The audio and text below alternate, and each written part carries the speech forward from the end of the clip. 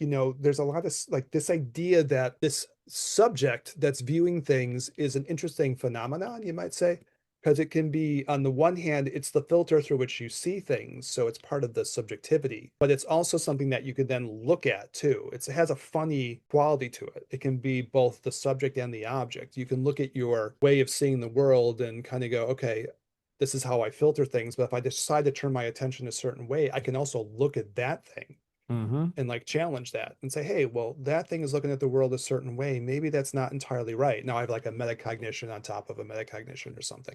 But it Mm-hmm. is like that, our identity, if you want to say it that way, or our ego, or whatever word you want to use, is both the filter through which we see things, acting as kind of like the subjective side of things. And it's also something that we can take a step back and actually look at too.